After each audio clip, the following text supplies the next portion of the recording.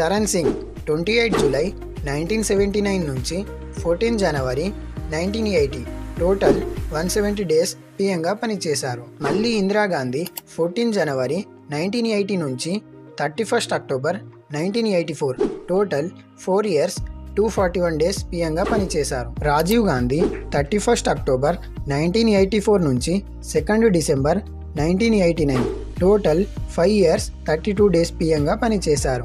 Vishwanath Pratap Singh 2 December 1989 నుంచి 10 November 1990 total 343 days పీఎంగా పనిచేశారు. Chandrasekhar 10 November 1990 నుంచి 21 జూన్ 1991 టోటల్ 223 డేస్ పీఎంగా పనిచేశారు.